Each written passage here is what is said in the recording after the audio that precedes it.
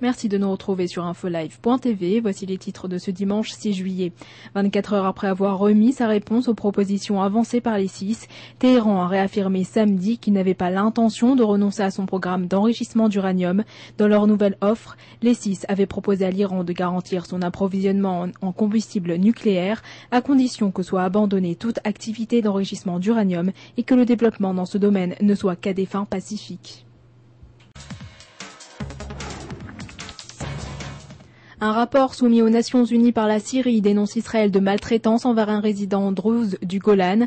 Selon des sources israéliennes rapportées ce samedi, cette plainte déposée à un comité spécial des droits de l'homme accuserait Israël de laisser des déchets radioactifs sur le Golan et de confisquer les cartes d'identité d'étudiants druzes partis à Damas pour leurs études. La Syrie accuse également l'État hébreu de voler l'eau des réservoirs du Golan et de confisquer des terres.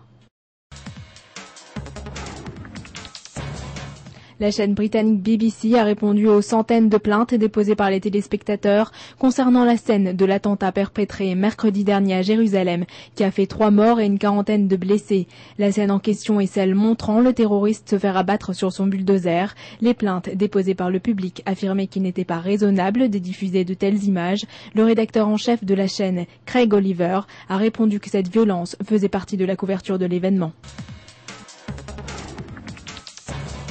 Déjà menacé par une affaire de corruption et où Olmert n'a décidément pas le vent en poupe, le professeur Yehezkel Dror, membre de la commission Vinograd qui avait enquêté sur les dysfonctionnements survenus au cours de la deuxième guerre du Liban, s'en est pris hier au Premier ministre israélien, affirmant que ce dernier devait quitter ses fonctions.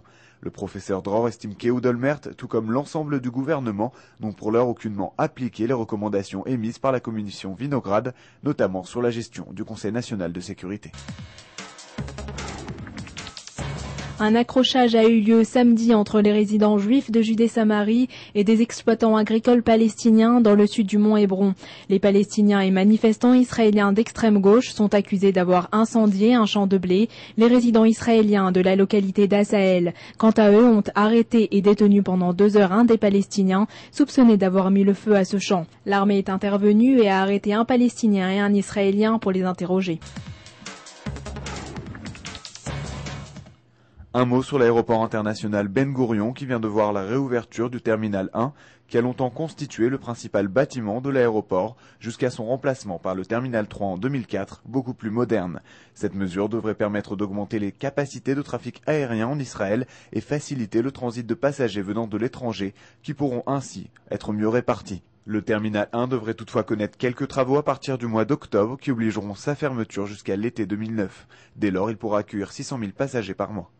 C'est la fin de ce flash, merci de nous avoir suivis sur InfoLive TV, la première télévision israélienne sur Internet qui émet en 4 langues depuis Jérusalem.